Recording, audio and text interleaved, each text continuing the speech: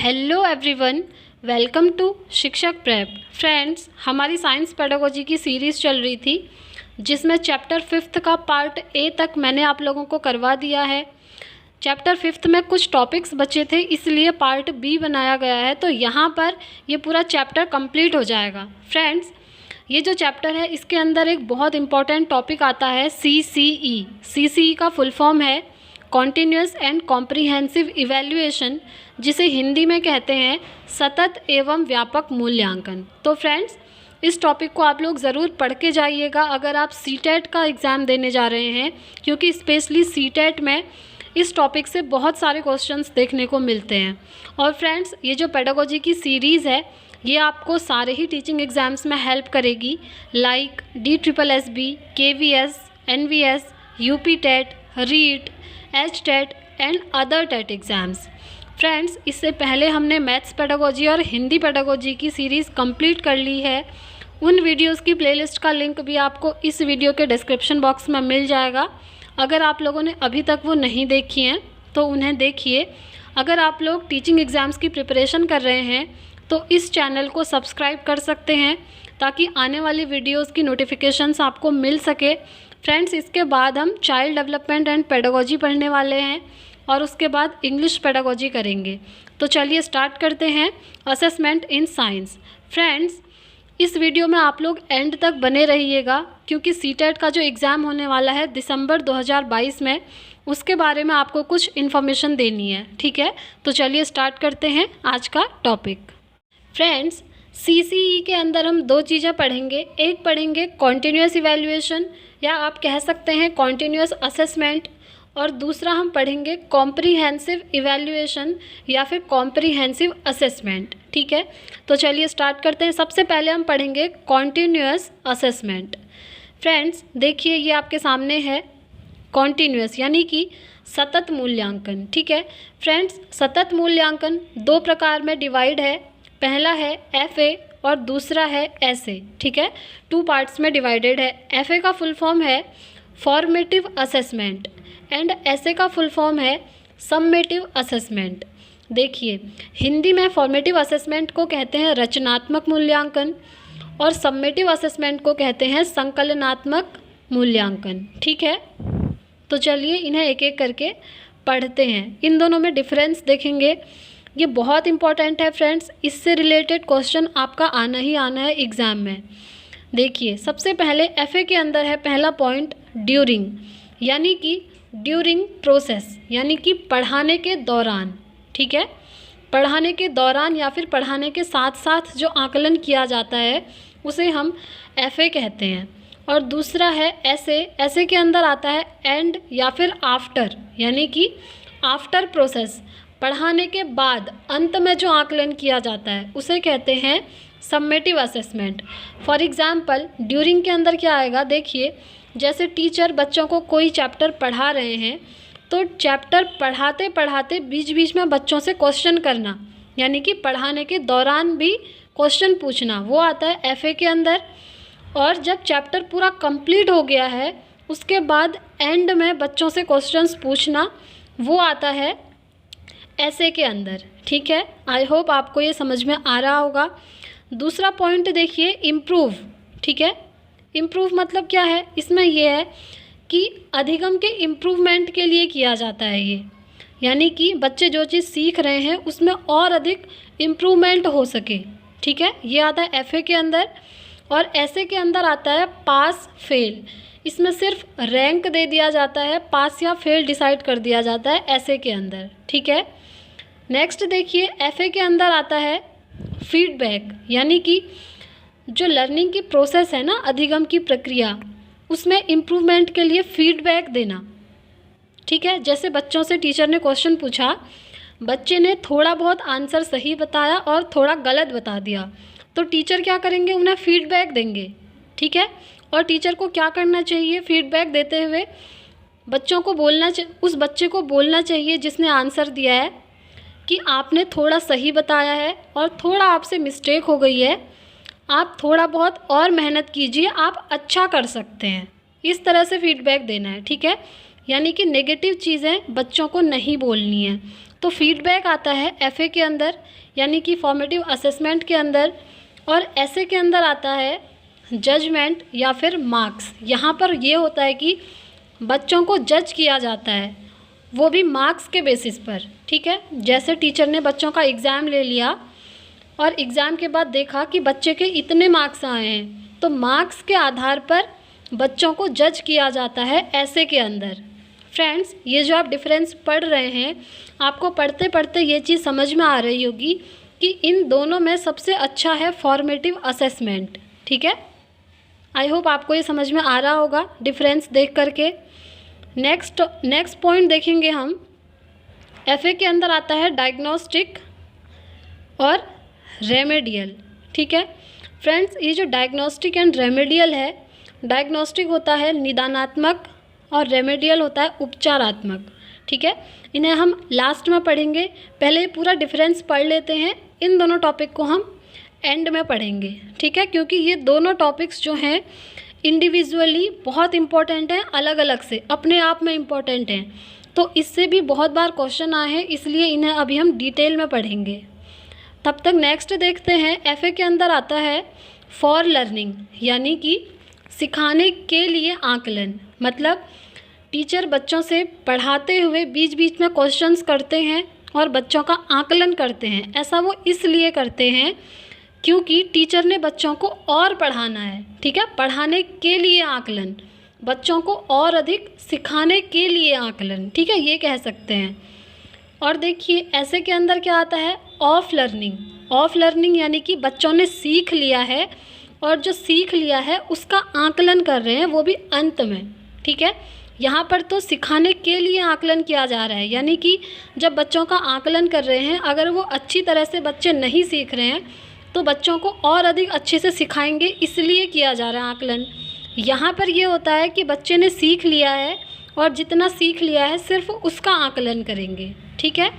I hope आपको इन दोनों में डिफरेंस समझ में आ रहा होगा। नेक्स्ट पॉइंट देखेंगे एफए के अंदर, know children's progress and gap, ठीक है। इसका मतलब ये है कि बच्चों की जो प्रोग्रेस है और जो गैप है, गैप मतलब होता है कमियां, ठीक है, ये आप याद रखिएगा, हिंदी में आप कह सकते हैं कमियां। तो बच्चों की जो प्रोग्रेस है और उनकी जो कमियां हैं उनका पता लगाया जाता है, ठीक है, आकलन करते हुए। और यहाँ ऐसे के अंदर होता है नो चिल्ड्रंस अचीवमेंट, ठीक है, यानी कि बच्चों की उपलब्धियों का पता लगाना। अचीवमेंट यानी कि उपलब्धि। यहाँ पर ये होता है कि बच्चे से सारी चीज़ें पूछ ली गई हैं और सिर्फ ये देखा जा रहा है कि उन्होंने कितना अचीव किया है, ठीक है। यहाँ पर मार्क्स देते हैं, ग्रेड देते हैं, पास फेल से डिसाइड कर देते हैं कि बच्चा कैसा है। बट यहाँ पर क्या होता है, सारी चीज़ें देखी जाती हैं, ठीक है। बच्चों की प्रोग्रेस देखी जाएगी और बच्चों की कमियाँ देखी जाएंगी और उन कमियों को दूर भी किया जाता है, ठीक है। नेक्स्ट हम देखेंगे एफए के अंदर अनलिमिटेड वे। इसका मतलब ये है कि जो असेसमेंट है उसको करने के अनेक तरीके हैं, ठीक है। जैसे पेन पेपर टेस्ट हो गया, जैसे क्लासरूम में टीचर ने एग्ज़ाम लिया, पेन पेपर टेस्ट उसी को कहते हैं। तो उसके थ्रू बच्चे का आकलन करना, ठीक है। और दूसरा एग्जाम्पल जैसे ग्रुप एक्टिविटीज़ करवा दी या फिर स्पोर्ट्स वगैरह करवा दिया, डिबेट करवा दी। तो यहाँ पर क्या होता है, बच्चों का जो आकलन है वो करने के लिए अनेक तरीके अपनाए जाते हैं, ठीक है। बट ऐसे के अंदर क्या होता है, देखिए लिमिटेड वे, इसके अंदर सिर्फ पेन पेपर टेस्ट किया जाता है, ठीक है। ओनली एक टेस्ट ले लेंगे टीचर, पेन पेपर टेस्ट, और उसमें जिस बच्चे के जितने मार्क्स आए हैं उन मार्क्स के बेसिस पे ये जज कर लिया जाता है कि बच्चे को कितना आता है, ठीक है। तो आई होप आपको इन दोनों में डिफरेंस अब अच्छे से समझ में आ गया होगा। अब हम आगे बढ़ेंगे। फ्रेंड्स, हमने कॉन्टीन्यूअस इवैल्यूएशन पढ़ लिया है, अब हम पढ़ेंगे कॉम्प्रिहेंसिव इवैल्यूएशन। आपको याद होगा जब अभी हमने कॉन्टीन्यूअस इवैल्यूएशन पढ़ा था तब उसमें दो टॉपिक आए थे, एक आया था डायग्नोस्टिक और एक आया था रेमेडियल, ठीक है। तो डायग्नोस्टिक और रेमेडियल को कॉम्प्रिहेंसिव इवैल्यूएशन के बाद पढ़ेंगे लास्ट में, क्योंकि वो बहुत इंपॉर्टेंट है, ठीक है। तो चलिए देखते हैं कॉम्प्रिहेंसिव इवैल्यूएशन क्या होता है, यानी कि हिंदी में कहेंगे व्यापक मूल्यांकन, ठीक है। देखिए फ्रेंड्स, जैसे कॉन्टिन्यूस इवैल्यूएशन 2 टाइप का था, FA एंड SA, वैसे ही कॉम्प्रिहेंसिव इवैल्यूएशन के अंदर भी 2 चीज़ें आती हैं। एक आता है स्कोलेस्टिक और दूसरा आता है को स्कोलेस्टिक। ठीक है, स्कोलेस्टिक को हिंदी में कहते हैं शैक्षिक और को स्कोलेस्टिक होता है सहशैक्षिक। ठीक है, आप लोग हिंदी में याद रखिएगा। देखिए स्कोलेस्टिक के अंदर क्या होता है, ओनली पेन पेपर टेस्ट में मूल्यांकन किया जाता है। ठीक है, स्कोलेस्टिक के अंदर सिर्फ पेन पेपर टेस्ट में मूल्यांकन होगा, और जो को स्कोलेस्टिक होता है इसके अंदर पेन पेपर टेस्ट तो होगा ही होगा बच्चों का, उसके साथ साथ अदर आस्पेक्ट से भी बच्चों का मूल्यांकन किया जाता है। अदर आस्पेक्ट्स मतलब जैसे स्पोर्ट्स करवा दिए, कुछ अदर एक्टिविटीज़ करवा दी, डिबेट कंपटीशन रख दिया, स्पोर्ट्स हो गया, फिज़िकल एक्टिविटीज़ करवा दी। ठीक है, तो को स्कोलेस्टिक के अंदर तो बहुत सारी चीज़ें आ गई, पेन पेपर टेस्ट और जितने भी स्पोर्ट्स से रिलेटेड हैं या फिर मेंटल एक्टिविटीज़ करवा दी, ऑल ओवर, यानी कि बहुत सारे तरीके होते हैं जिससे बच्चों का मूल्यांकन किया जाता है, वो होता है को स्कोलेस्टिक। और स्कोलेस्टिक के अंदर सिर्फ पेन पेपर टेस्ट बच्चों का होता है, यानी कि रिटन एग्ज़ाम कह सकते हैं आप। ठीक है, तो आई होप आपको कॉम्प्रिहेंसिव इवैल्यूएशन भी समझ में आ गया होगा। फ्रेंड्स, हम जितनी भी चीज़ें ये पढ़ रहे हैं ये मूल्यांकन से रिलेटेड हैं। ठीक है, इसमें जैसे मैंने आपको बताया कि यहाँ पर पेन पेपर टेस्ट होता है, इसका मतलब ये है कि बच्चों का इवैल्यूएशन करने के लिए पेन पेपर टेस्ट ले रहे हैं। ठीक है, और यहाँ पर भी बच्चों का इवैल्यूएशन करने के लिए पेन पेपर टेस्ट और उसके साथ साथ कुछ अदर एक्टिविटीज़ भी करवा सकते हैं। तो आई होप आपको ये चीज़ें समझ में आ रही होंगी। अब हम पढ़ेंगे डायग्नोस्टिक एंड रेमेडियल। ठीक है, जो FA के अंदर आया था, देखिए अभी पढ़ा था ना FA, ये रहा फॉर्मेटिव असेसमेंट, तो इसके अंदर आया था डायग्नोस्टिक एंड रेमेडियल। देखिए ये है, सबसे पहले देखते हैं डायग्नोस्टिक। फ्रेंड्स, डायग्नोस्टिक असेसमेंट को हिंदी में कहते हैं निदानात्मक मूल्यांकन। ठीक है, फॉर एग्जाम्पल के थ्रू आपको बताती हूँ। जैसे चलिए सबसे पहले हम इसकी डेफिनेशन देख लेते हैं। इसमें ये होता है कि बच्चों को जो चीज़ सिखाई जा रही है, ठीक है, बच्चे कोई चीज़ सीख रहे हैं, अगर बच्चों को कहीं पर कोई चीज़ें समझ में नहीं आ रही हैं, ठीक है, तो उन कमियों का पता लगाया जाता है डायग्नोस्टिक के अंदर। ठीक है, डायग्नोस्टिक असेसमेंट में बच्चे की कमियों का पता लगाया जाता है कि कौन कौन सी कमियां हैं या फिर कौन कौन सी समस्याएं हैं जिनकी वजह से बच्चा अच्छी तरह से नहीं सीख पा रहा है। ठीक हो गया, ये आता है डायग्नोस्टिक के अंदर। दूसरा आता है रेमेडियल। देखिए डायग्नोस्टिक में तो हमने कमियों का पता लगा लिया कि ये कमियां हैं, इनकी वजह से बच्चा अच्छी तरह से नहीं सीख पा रहा है।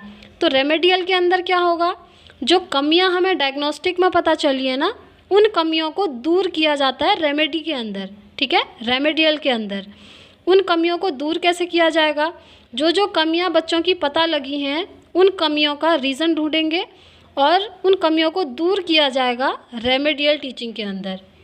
ठीक हो गया, मतलब ये जो है ये टीचिंग के अंदर हो रहा है। ठीक है, लर्निंग की जो प्रोसेस है, बच्चों को कोई चीज़ पढ़ा रहे हैं और बच्चों को वो चीज़ें समझ में नहीं आ रही हैं, तो उन्हें क्यों समझ में नहीं आ रही है, कहाँ पर कमियां हैं, कहाँ पर समस्याएं हैं, उनका पता लगाएंगे डायग्नोस्टिक में, और उन कमियों और उन समस्याओं को दूर किया जाएगा उसके बाद रेमेडियल में। ठीक है, तो फ्रेंड्स अब आप लोगों को इन दोनों में अच्छे से डिफरेंस पता चल गया होगा कि डायग्नोस्टिक क्या होता है और रेमेडियल क्या होता है। अगर फिर भी आपको ये अच्छे से समझ में नहीं आया है तो एक एग्जाम्पल के थ्रू मैं आपको इसे फिर से समझा देती हूँ।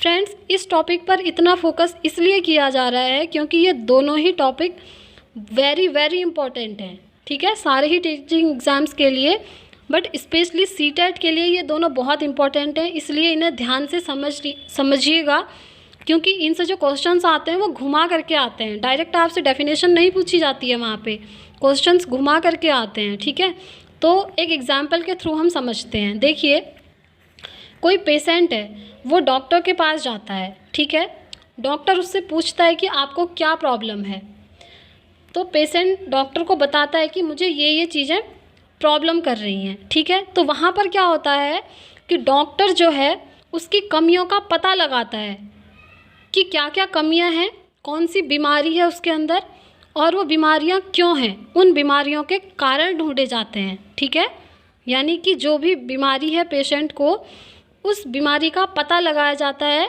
डायग्नोस्टिक के अंदर, और उसके बाद बीमारी का पता करके डॉक्टर क्या करता है, उस बीमारी को सही करने के लिए मेडिसिन्स देता है।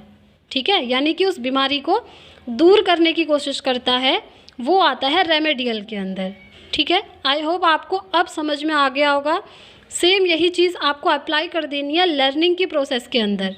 ठीक है, चलिए ठीक है। तो फ्रेंड्स, आज का टॉपिक यहीं पर समाप्त होता है और सीटेट में साइंस पेडागोजी का जो सिलेबस था वो मैंने आपको पूरा कंप्लीट करवा दिया है। तो फ्रेंड्स, अगर आप लोग टीचिंग एग्ज़ाम्स की प्रिपरेशन कर रहे हैं तो ये सीरीज़ देखिए, ये आपको बहुत हेल्प करेंगी। फ्रेंड्स, आपको पता होगा सीटेट का जो एग्ज़ाम है दिसंबर में होने वाला है। नोटिफिकेशन कुछ दिनों पहले ही जारी हुआ था। फ्रेंड्स, इस चैनल के माध्यम से आपको सारे टीचिंग एग्ज़ाम्स की अपडेट दी जाती हैं और जो एकदम ऑथेंटिक होती हैं। ठीक है, ऑफिशियल वेबसाइट से लेकर के हम न्यूज़ लेते हैं और इस चैनल पे बताई जाती हैं। तो फ्रेंड्स, अगर आप लोग चाहें तो इस चैनल को सब्सक्राइब कर सकते हैं। और फ्रेंड्स, सीटेट का जो एग्ज़ाम है उसका एग्ज़ाम पैटर्न क्या रहने वाला है, सिलेबस क्या रहने वाला है, सिलेबस में कौन कौन से चेंजेस आए हैं और सीटेट एग्ज़ाम के लिए कौन सी स्ट्रेटेजी अपनानी है आपने जिससे कि सीटेट एग्ज़ाम क्वालिफाई हो जाए, उन चीज़ों के बारे में हम नेक्स्ट वीडियो में डिस्कस करेंगे। तो फ्रेंड्स, आप लोग इसके बाद वाली वीडियो देखिएगा अगर आप लोग सीटेट एग्ज़ाम्स की प्रिपरेशन कर रहे हैं तो, क्योंकि वो वीडियो आपको बहुत हेल्प करेगी। तो फ्रेंड्स, आई होप आपको आज का वीडियो अच्छा लगा होगा। अगर वीडियो पसंद आया है तो प्लीज़ वीडियो को लाइक एंड शेयर कीजिए, चैनल को सब्सक्राइब कीजिए, बेल आइकन प्रेस कीजिए ताकि आने वाली वीडियोस की नोटिफिकेशंस आपको मिल सके। और फ्रेंड्स, आप लोग मुझे टेलीग्राम एंड फेसबुक पर भी ज्वाइन कर सकते हैं, इनके लिंक आपको इस वीडियो के डिस्क्रिप्शन बॉक्स में मिल जाएंगे। और फ्रेंड्स, इसके बाद हम स्टार्ट करने वाले हैं इंग्लिश पेडागोजी एंड CDP। तो फ्रेंड्स, मिलते हैं नेक्स्ट वीडियो में, तब तक के लिए thank you, bye bye, take care, all the very best.